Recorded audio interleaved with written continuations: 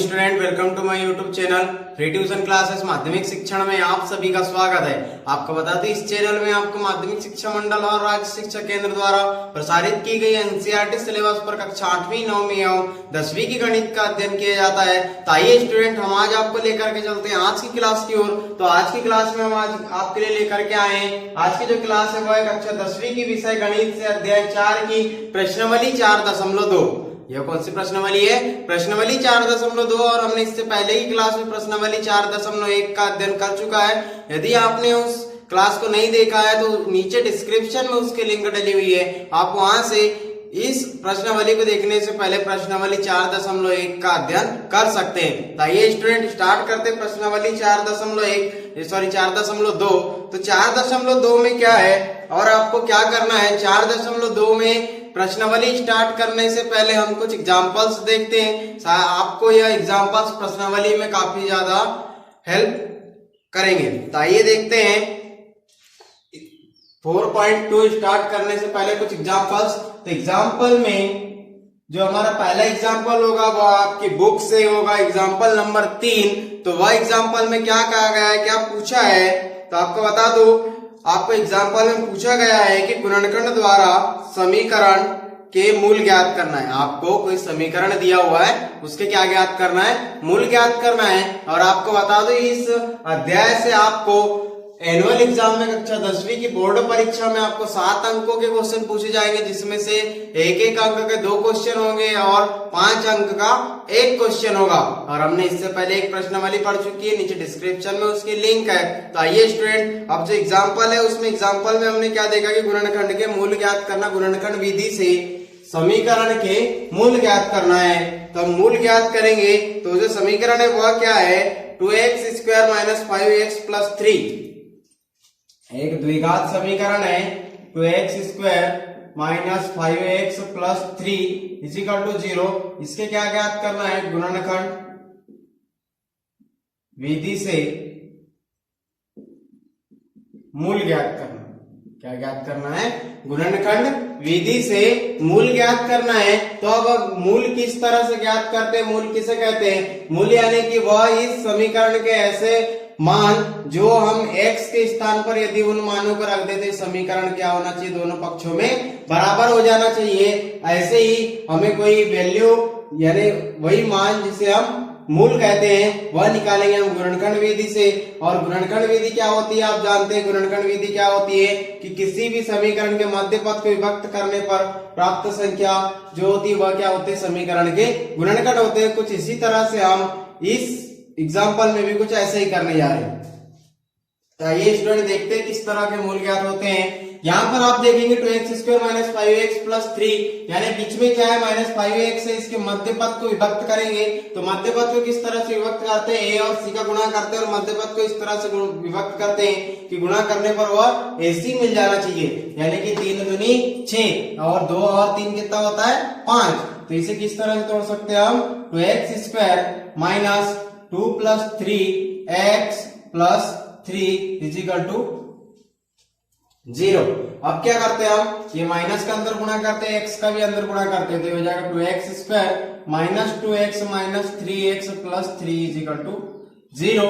यहां से हम यदि x कॉमन निकालते हैं, यहां से यदि x कॉमन निकालते हैं तो यहां से x निकलेगा, यहां से x निकलेगा, 2x - 2 बचेगा।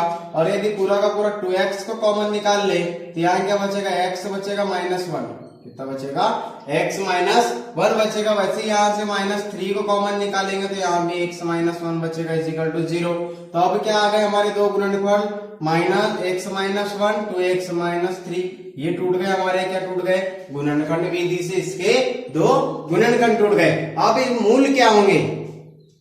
अब मूल क्या होंगे? हम किस तरह से मूल किसे कहेंगे और मूल मानेंगे कैसे? तो हम क्या करते हैं, यहाँ पर x -1 = 0 और 2x - 3 = 0। 2x - 3 = 0। यदि हम यहाँ पर x -1 का इधर पक्षांतर कर दे तो ये हो जाएगा x = 1, एक वैल्यू आ गई। और यहाँ पर क्या हो जाएगा? x = 3/2। क्या हो जाएगा 3/2। इस माइनस के इधर पक्षांतर प्लस और गुणा वाली संख्या का पक्षांतर भाग में। तो आपने देखा x की कौन कौन सी वैल्यू आ गई 1 और 3/2। क्या क्या आ गई 1 और 3/2, यानी कि इस समीकरण के जो मूल होंगे वह क्या होंगे 1 होगा और 3/2 होगा। कौन कौन से होंगे 1 होंगे और 3/2 होंगे। और आप जानते हैं अब यहां से यदि आप इस 1 को यहाँ पर रख करके देखिए या 3/2 को यहाँ रख करके देखिए, आप देखेंगे कि ये जो वैल्यू होगी क्या होगी, दोनों पक्ष एक दूसरे के क्या हो जाएंगे बराबर हो जाएंगे। और यदि आपको जांच करना है तो आप x की वैल्यू यहाँ रख सकते हैं। अब ऐसे ही देखते हैं इसका 4th एग्जाम्पल और हमारी आज का होगा 2nd एग्जाम्पल। तो 2nd एग्जाम्पल में भी वही मूल ज्ञात करना है। इसका फिर से एक समीकरण है 6x² minus x minus 2। Example है 6x² माइनस x माइनस 2। तो अब यहां पर आप देखेंगे कि 6x² माइनस x माइनस 2 यानी इसके क्या गुणनखंड होंगे, इसके मध्य पद को हम किस तरह से विभक्त करेंगे, गुणनखंड विधि से हमें क्या ज्ञात करना है, मूल ज्ञात करना है। तो हम इसके मध्य पद को किस तरह से विभक्त करेंगे कि यह क्या हो जाए 6x² माइनस 2 माइनस 3 के रूप में, यानी 6 दूनी क्या हो जाएगा 12, 6 दूनी 12। और उस एक को ऐसा तोड़े कि उसके जो गुणा या भाग करने पर हमें क्या मिलना चाहिए 12 मिलना चाहिए और जोड़ने घटाने पर 1 मिलना चाहिए। कितना मिलना चाहिए 1 मिलना चाहिए। तो आप देखेंगे 6x² माइनस ये यहाँ 1 लाना है तो 4 ऋण 3 कर दो, 4 ऋण 3 minus x minus 2 equal to 0 तो 6x² minus 4x minus 3x minus 2 equal to 0। कितना आ गया -2 इजिकल टू 0। अब यहां से क्या करते हैं 2x को कॉमन निकालते हैं। 2x को कॉमन निकालेंगे, एक पद हो गया 2x कॉमन निकल गया, 3 दूनी 6 तो 3x माइनस 2 क्या आ गया 3x माइनस 2 आ गया। और जब ये 3x माइनस यहाँ प्लस आएगा, जब ये 3x माइनस 2 आ गया तो आप देखेंगे कि यहाँ पर भी 3x माइनस 2 है यानी +1 कॉमन निकल गया तो ये 3x माइनस 2 हो जाएगा इजिकल टू 0। तो ये 3x माइनस 2 दोनों में कॉमन आ गया, 2x प्लस 1 बच गया इजिकल टू 0। यानी अब वैल्यू क्या हो जाएगी, आप यहाँ देखेंगे कि 3x माइनस 2 इजिकल टू 0 और 2x प्लस 1 इजिकल टू 0। इसका इधर पक्षांतर करेंगे तो x बराबर हो जाएगा 2/3, x बराबर क्या हो जाएगा 2/3 और यहाँ x बराबर हो जाएगा -1/2। कितना हो जाएगा -1/2 हो जाएगा। और आप देखेंगे कि आपको अब यहाँ पे जो मूल मिले वह कौन कौन से मिले, दो मिले जो कि धनात्मक भी है और ऋणात्मक भी है। तो इनमें से इस समीकरण का मूल कौन सा होगा, वही होगा जो इन दोनों में समीकरण को क्या कर जाए, संतुष्ट कर जाए। यानी कि आप x की वैल्यू 2/3 रखो या x की वैल्यू -1/2 रखो, इन दोनों में से यदि कोई दोनों में से जो मान समीकरण को दोनों पक्षों को बराबर ला देगा और जो समीकरण को संतुष्ट कर जाएगा वही क्या होगा, समीकरण के मूल होंगे। वही क्या होंगे, समीकरण के मूल होंगे। नेक्स्ट एग्जाम्पल क्या है आपकी बुक से, एग्जाम्पल नंबर 5 हुआ क्या है 3x² minus 2 under 6x plus 2 equal to 0। यानी कि इस एग्जाम्पल्स का, इस समीकरण के आपको क्या करना है, मूल ज्ञात करना है। तो मूल ज्ञात अभी आपने देखा इससे पहले 2 एग्जाम्पल्स, उनमें आपने कैसे मूल ज्ञात किया, मध्यपद विभक्त करके। लेकिन यहाँ पर मध्यपद क्या है -2 अंडर 6x। अब इसे 3 दूनी 6, तो जब यहाँ 6 लाना है तो 6 प्लस 6 इस तरह से यदि हम कर देते हैं तो 2 अंडर 6 हो जाएगा, √6 प्लस √6 2√6 और 6 और 6 का गुणा करेंगे तो √6 इंटू √6 करेंगे तो कितना आ जाएगा 6 आ जाएगा। यानी कि 3 दूनी 6, ये जो गुणनखंड होंगे ये क्या होंगे, इसके गुणनखंड होंगे। तो ये फिर इस तरह से 6x minus √6x plus 2 equal to 0। अब यहां से आप क्या कॉमन निकालेंगे, जिससे कि ये क्या हो जाए, पूरी की पूरी संख्या कॉमन निकल जाए। यदि यहाँ से आप √3 कॉमन निकालते हैं और उसके साथ x को कॉमन निकालते हैं तो यहाँ बचेगा √3x माइनस यहाँ से 3 कॉमन निकला, 3 दूनी 6, कितना बच गया √2। फिर यहाँ से माइनस, यहाँ से क्या कॉमन निकालेंगे, अब अंडर रूट 2 कॉमन निकालते हैं। अब 2 कॉमन निकाले, यहाँ क्या बचा, 3 बचा, 2 तिया 6, फिर ये x है तो x और under root 2 into under root 2 is equal to 2 हो जाएगा। कितना हो जाएगा, under root 2 into under root 2 is equal to 2 हो जाएगा। फिर यहाँ पे अब आप देखेंगे under root 3x minus under root 2 एक गुणनखंड है, और दूसरा क्या है, under root 3x minus under root 2, ये क्या है, इसका दूसरा गुणनखंड।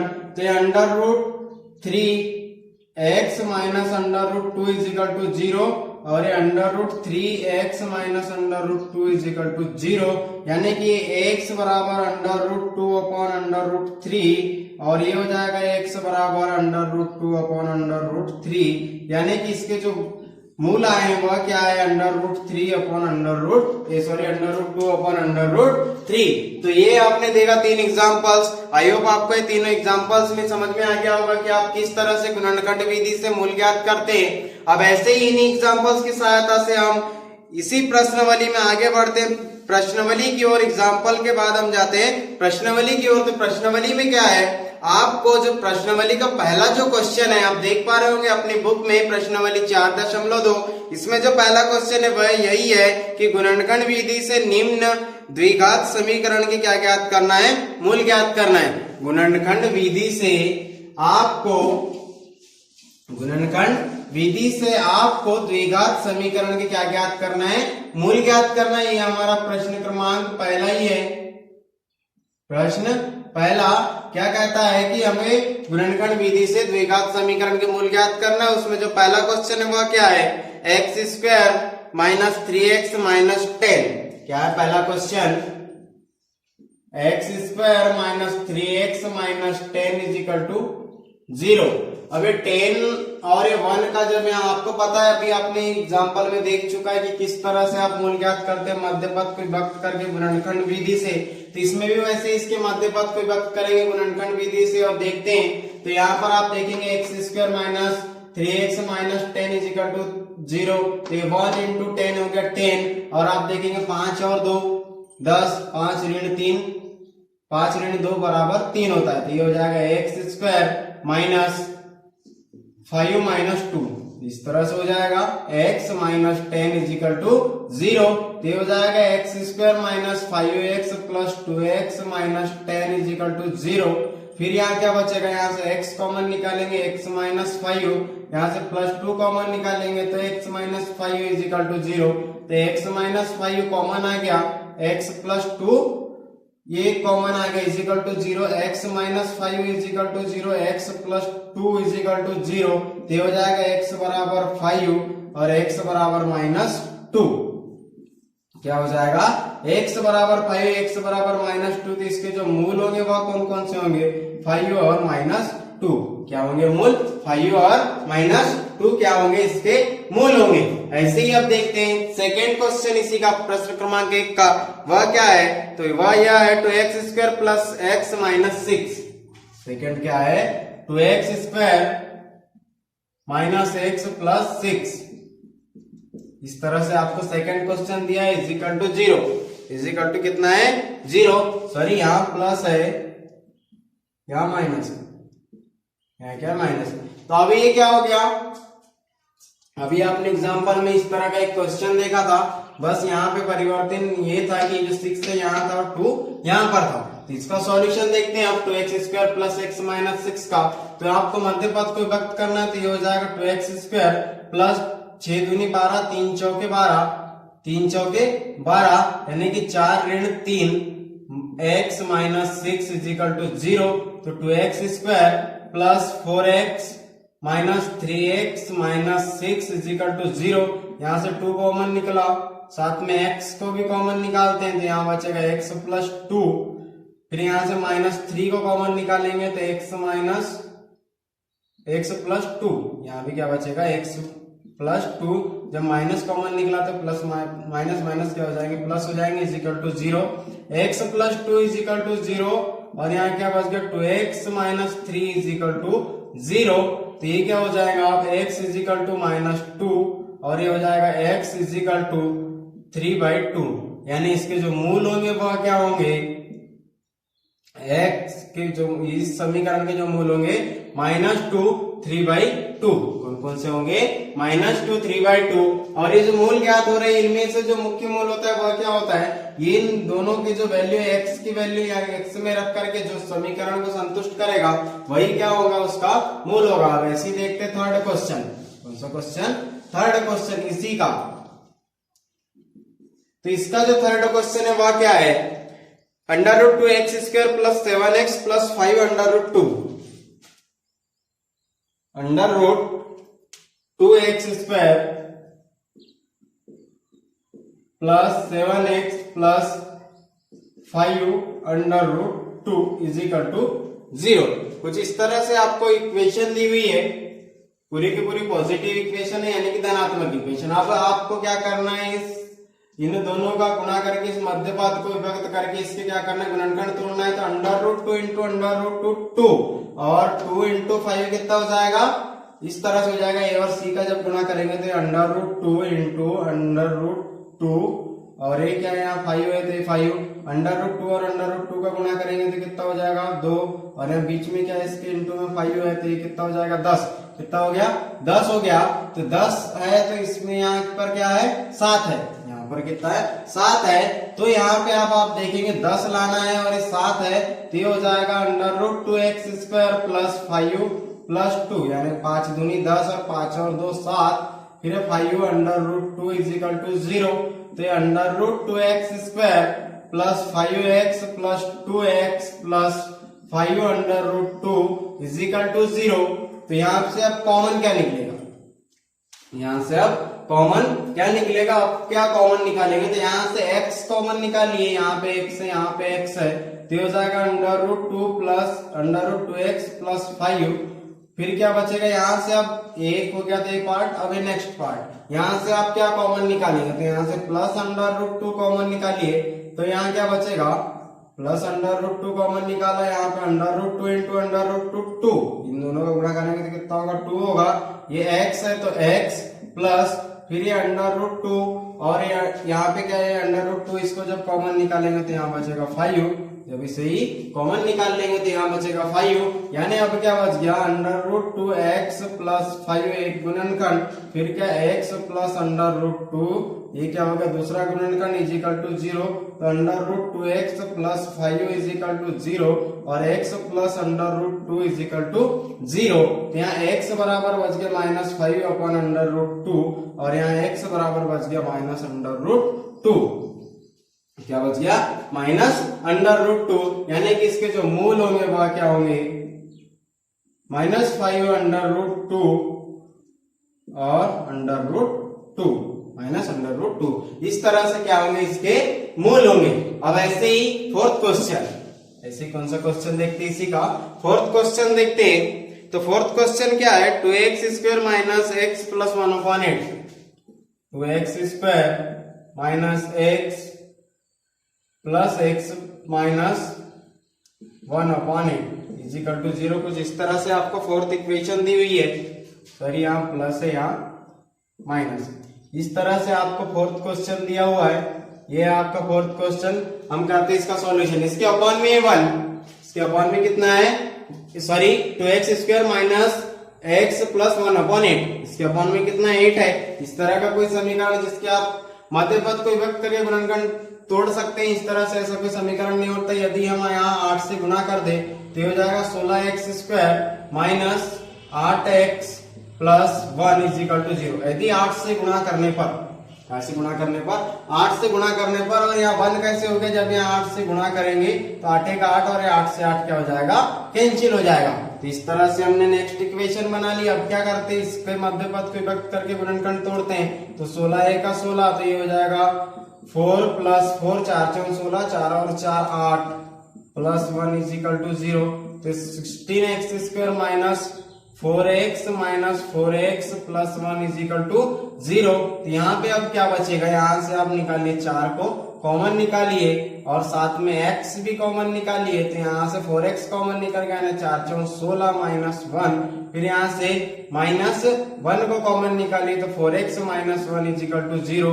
तो ये 4x - 1 और ये क्या हो गया? 4x - 1, यहाँ भी क्या आया 4x माइनस 1 आया इज इक्वल टू 0, तो 4x minus 1 is equal to 0, फिर 4x minus 1 is equal to 0, यहाँ क्या बच गया x 1/4, यहाँ भी आया x 1/4 आया, यानी इसके जो मूल होंगे वह क्या होंगे 1/4 ये जो इक्वेशन है इसके जो मूल होंगे वह क्या होंगे 1/4 होंगे। अब ऐसे ही इसी का नेक्स्ट देखते हैं 5वां क्वेश्चन, इसी का प्रश्न क्रमांक पहले का ही कौन सा क्वेश्चन 5वां क्वेश्चन देखते हैं। अभी आपने देखा चौथा क्वेश्चन जिसके मूल क्या है 1/4 आए। अब 5वां क्या है 100x² minus 20 plus 1, 100x² minus 20x plus 1 minus 20x plus 1 is equal to क्या आ गया 0 आ गया, इज इक्वल टू 0। तो अभी क्या है 1 है 100 इंटू 1 100 यानी कि 100x², फिर माइनस 20 को तोड़ेंगे तो 10 प्लस 10 20 है, 10 इंटू 10 100 हो जाएगा, प्लस 1 इज इक्वल टू 0, तो 100x² minus 10x minus 10x plus 1 is equal to 0।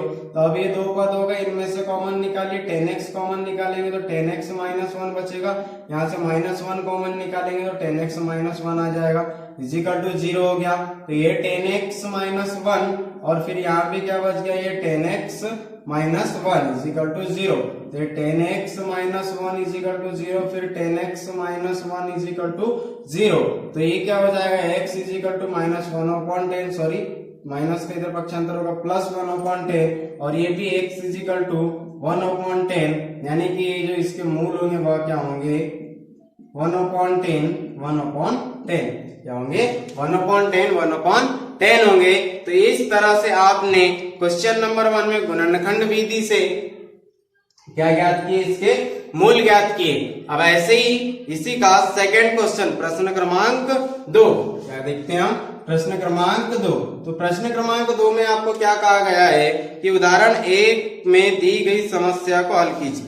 क्या करना है आपको, उदाहरण 1 में दी गई समस्याओं को हल करना है, यानी उसमें आपको एक समस्या दी हुई थी, आपने देखा था इसके पहली वाली क्लास में जब आपने 4.1 किया था, तो वहां पर आपने एग्जाम्पल नंबर 1 और एग्जाम्पल नंबर 2 देखा था, तो वहां तो यही पूछा गया आपको 4.2 के सेकंड क्वेश्चन में, यहाँ पर आपको जो समस्या दी हुई है आपको उसे क्या करना है, हल करना है, यानी कि इसके क्या ज्ञात करना है, मूल ज्ञात करना है। तो उसकी समस्या का आपने गणितीय रूप निकाला था, तो उस समस्या का जो गणितीय रूप था वह क्या था, इसमें 2 समस्याएं थी, उसमें जो पहली का गणितीय रूप निकाले थे वह क्या निकाले थे x² minus 45x plus 324, x² minus 45x plus 324 is equal to 0।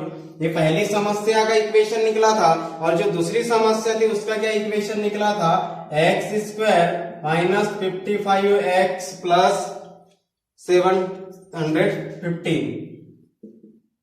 Is equal to 0, 750। इस तरह से आपका एक पहला और ये क्या निकला था, दूसरा निकला था, पहला और दूसरा निकला था।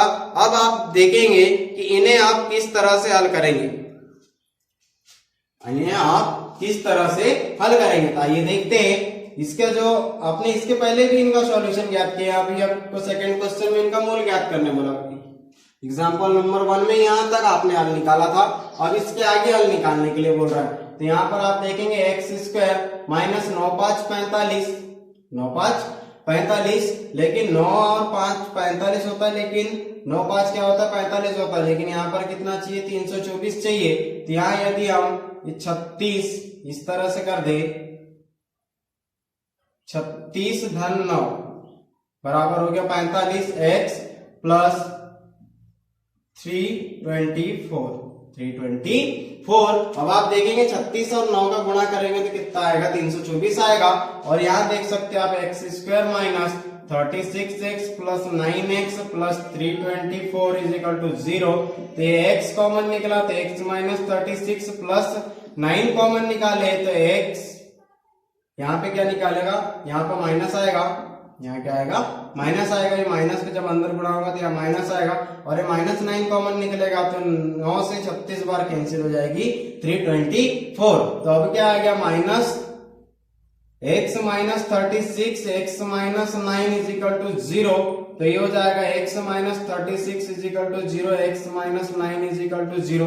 तो x बराबर 36 और x बराबर 9, यानी इसके जो मूल आए वह क्या है 36 और 9 है। क्या है 36 और 9। अब ऐसे ही इसका देखते हैं, इसमें भी क्या है एक्स स्क्वायर माइनस 55 को आपको दो रूप में तोड़ना है।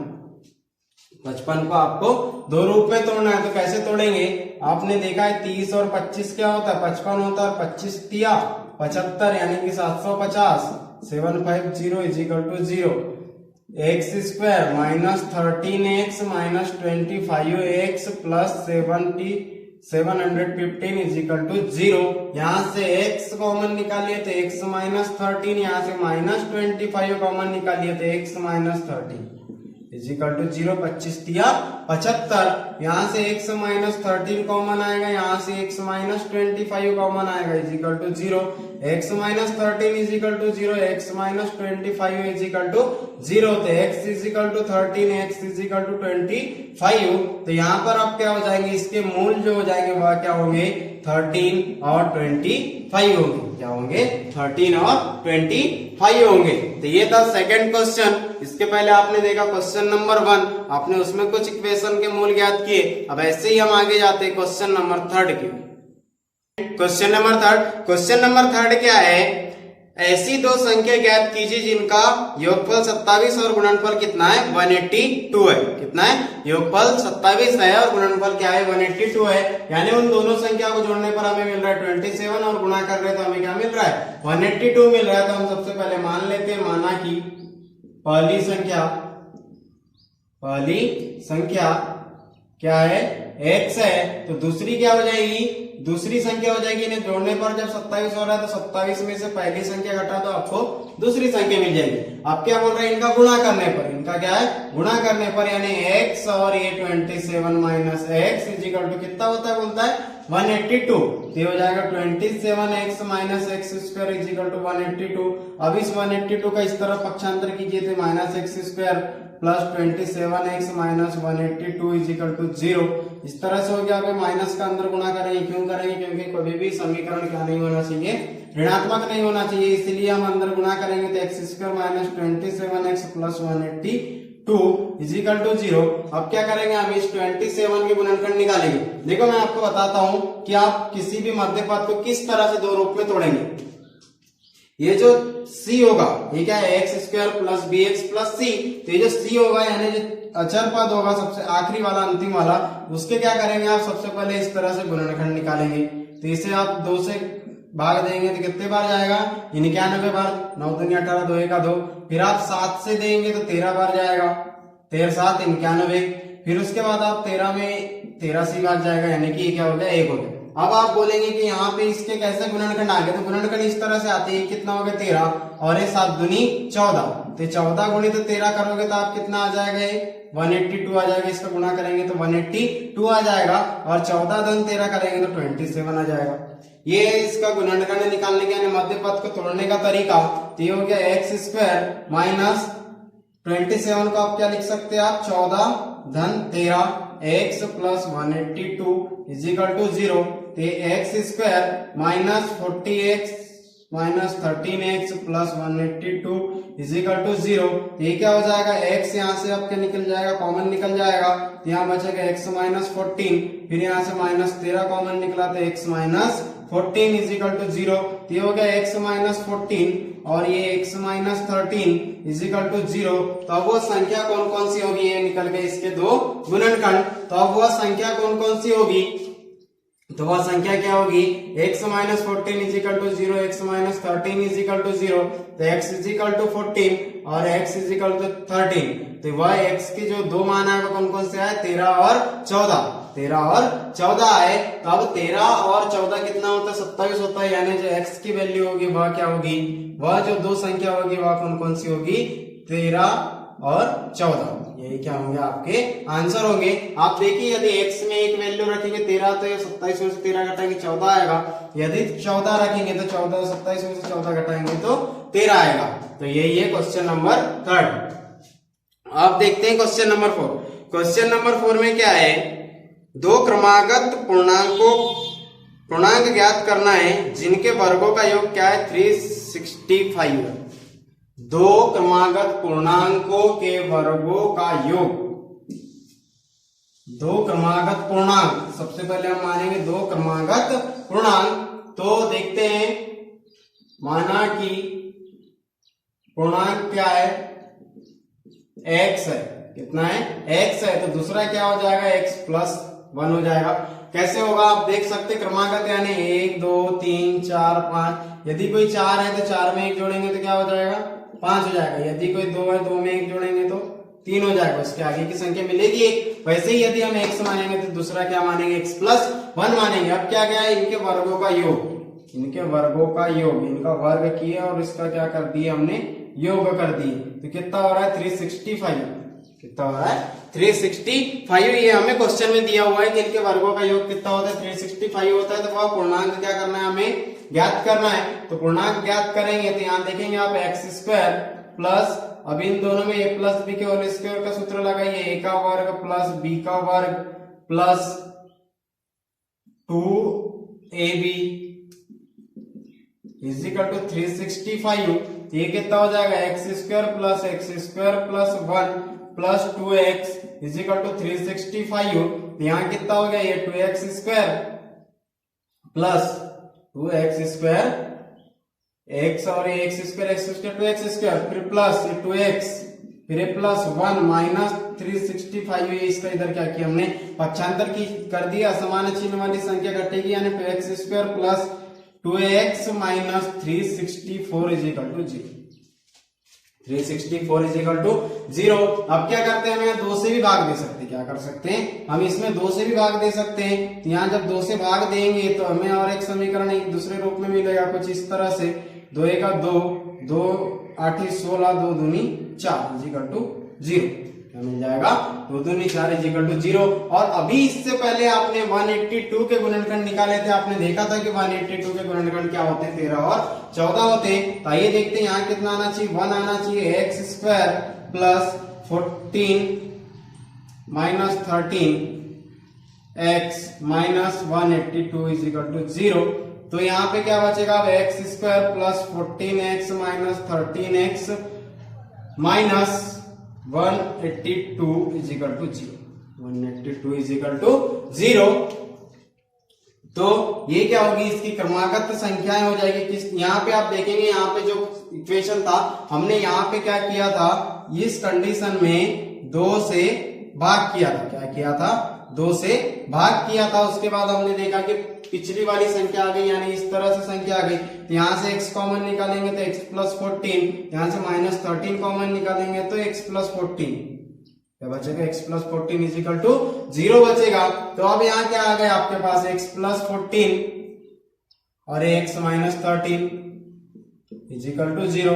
तो ये x+14 is equal to 0, x-13 is equal to 0। तो x बराबर -14, x बराबर कितना आ गया, 13 आ गया, यानी -14 -13। अब आप -14 और -13 का गुणा कीजिए। क्या आपको 100 कितना पूछा उसने, वर्गों का योग, यानी इनका जो संख्या है उनका जो योगफल है कितना हो जाना चाहिए, बोलता है 365। कितना होना चाहिए, इनका जो वर्ग है उनका योग कितना हो रहा है, 365 हो रहा है। तो क्या हम इनके वर्गों का जब योग करेंगे, इनके वर्गों का योग करेंगे तो क्या 365 आना चाहिए। तो आप देख सकते हैं 13 और 14 का योग करके, 13 और 14 का वर्गों का योग, 13 और 14 के वर्गों का योग -14 -13 आपने आंसर लाया है। तो अब आप इसको प्रूव करेंगे तो 13 और 14 के वर्गों का योग करेंगे तो ये 14 का वर्ग और ये 13 का वर्ग, ये कितना होना चाहिए, 365।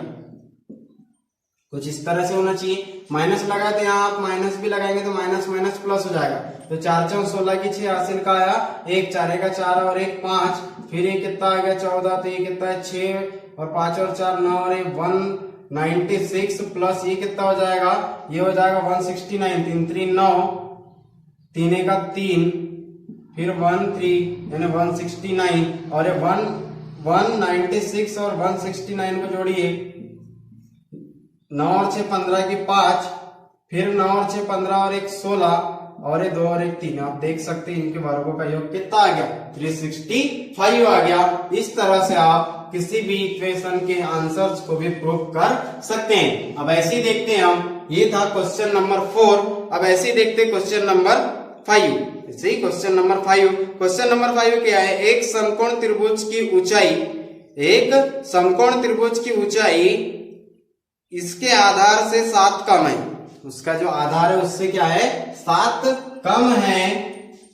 क्वेश्चन नंबर 5, उसके आधार से 7 कम है यदि कर्ण 13 सेंटीमीटर का हो तो अन्य 2 भुजाएं ज्ञात कर।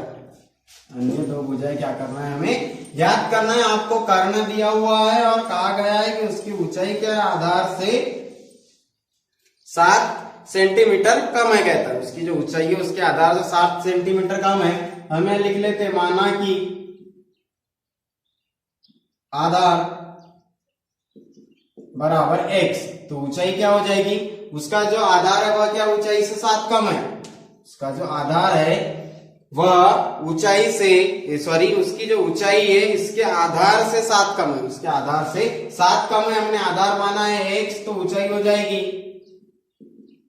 x - 7, कितनी हो जाएगी, x - 7। कर्ण हमारे पास दिया हुआ है 13।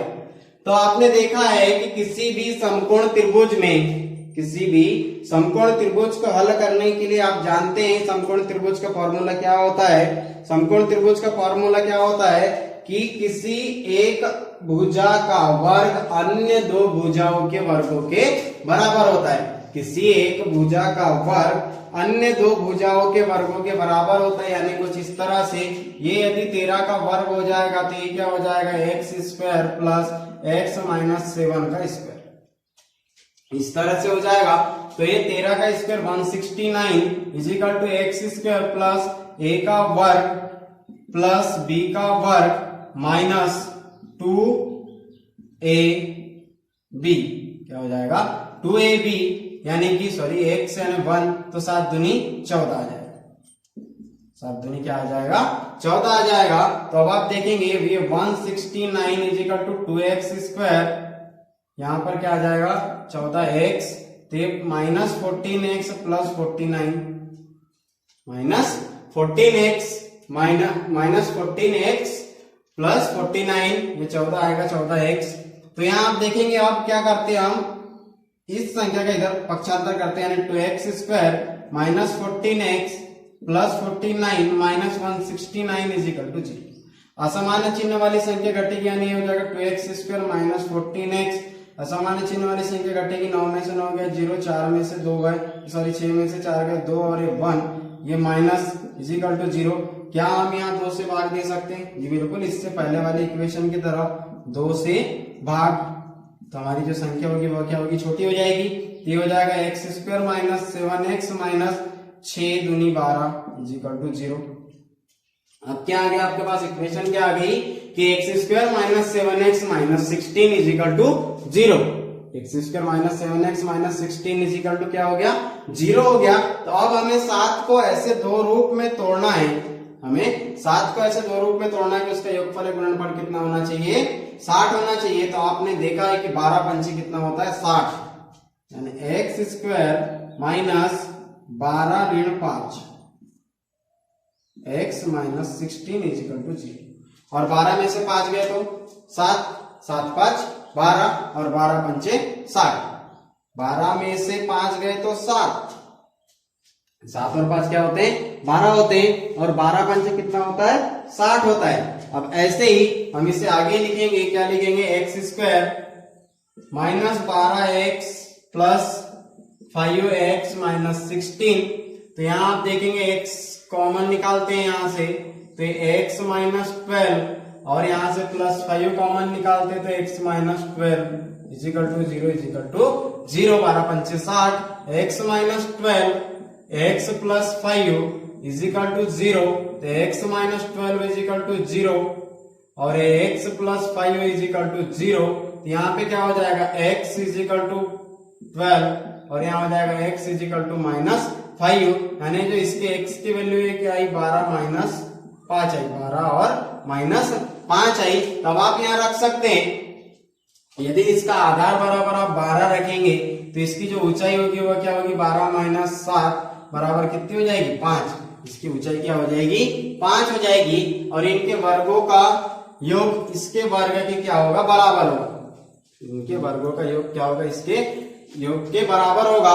तो आप देखेंगे 169 इनका वर्ग क्या होता है 169 और ये कितना है 12 और ये कितना है 5 12 12 144 और 25 144 25 5 और 4 9 4 और 2 6 और 1 ये आ गया 169 ये भी 169 यानी हमारा जो आंसर है 12। इसका जो मेन आंसर होगा वह क्या होगा 12 होगा। यहाँ पे x की वैल्यू रखेंगे 12 दूसरी वैल्यू आपको मिल जाएगी 5 यानी जो -5 है ये काय में आएगा धनात्मक में आएगा +5 होगा। अब ऐसे ही इसी का छठवां क्वेश्चन ऐसे ही इसका 6th क्वेश्चन देखते हैं हम कि प्रश्न क्रमांक 5 के बाद प्रश्न क्रमांक 6 क्या है। क्वेश्चन नंबर 6 तो क्वेश्चन नंबर 6 है कि एक कुटीर उद्योग एक दिन में कुछ बर्तनों का निर्माण करता है। एक विशेष दिन यह देखा गया कि प्रत्येक नग की निर्माण लागत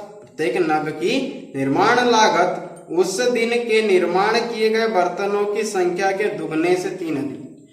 यानी उसकी जो लागत है उस दिन निर्माण किए गए बर्तनों की जो संख्या है उसके दुगने से भी 3 अधिक है यह बोल रहा है। और फिर क्या कहता है दुगने से 3 अधिक है यदि उस दिन की कुल निर्माण लागत 90 थी तो निर्मित बर्तनों की संख्या और प्रत्येक नग की लागत ज्ञात करना है। तो आइए देखते हैं। माना कि उस दिन बनाए गए बर्तन की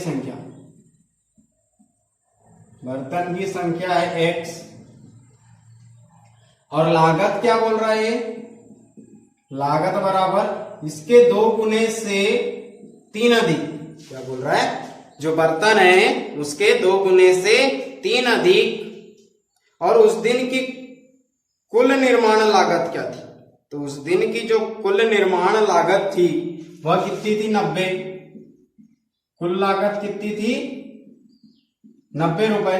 तो हम इसे इस तरह से लिख सकते हैं यदि x और 2x + 3 का गुणा करें और ये बराबर में कर दे 90 तो इनका जब गुणा करेंगे तो हमें कुल लागत के बराबर की वैल्यू हमें मिल जाएगी। तो ये हो जाएगा 2x² + 3x = 90। अभी क्या हो सकता है 2x² + 3x - 90 = 0। क्या हो गया 90 = 0 हो गया।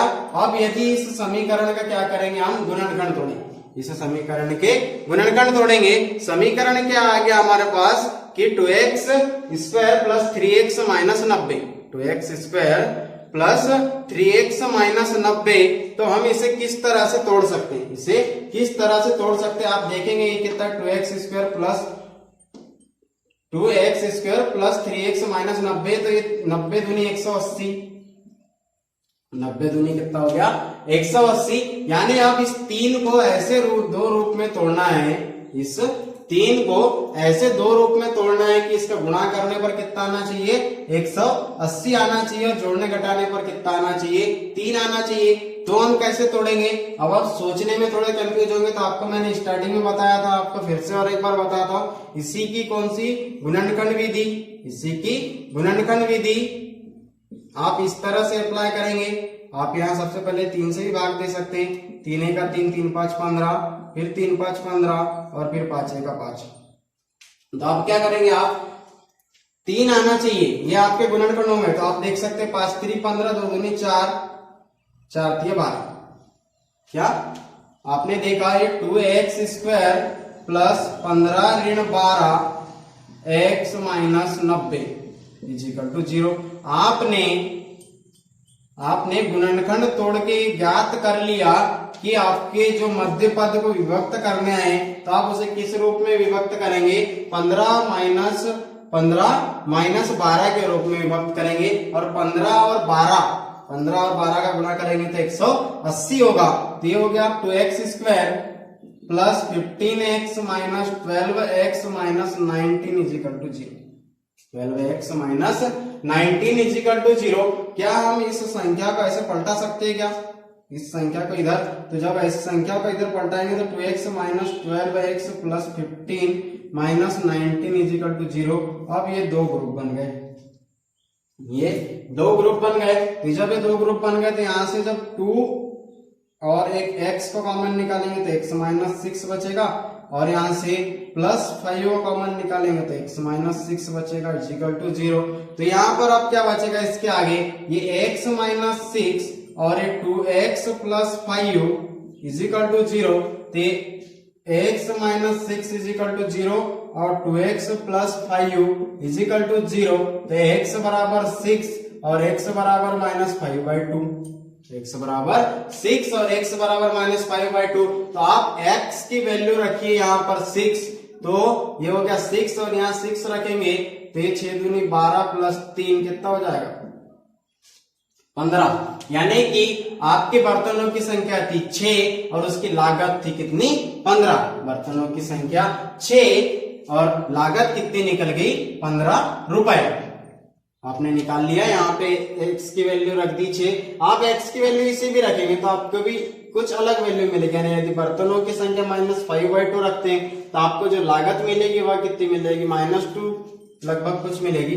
यदि बर्तनों की संख्या माइनस 5/2 है तो यहाँ पर लागत क्या हो जाएगी 2 माइनस 5/2 प्लस 3 यानी 2 से 2 कैंसिल, -5 प्लस 3 यानी -2, यानी माइनस में आ रहा है। काय में आ रहा है माइनस में आ रहा है, यानी ये निगेटिव है, ये नकारात्मक संख्या आ रही है। अतः यह क्या हो सकता, ये इस समीकरण में क्या संतुष्ट नहीं करता है। अतः x बराबर 6, तो जो x की वैल्यू होगी वह कितनी होगी 6 होगी। यानी बर्तनों की संख्या 6, तो उनकी लागत इसके 2 गुने से 3 यानी 12 और 3 15, 6 दूनी 12 और 3 15, यानी जो बर्तनों की संख्या थी वह कितनी हो गई 6 और लागत कितनी हो गई 15 रुपए। तो ये थे 4.2 के कुछ क्वेश्चंस विद एग्जांपल्स। आपने देखा एग्जांपल भी।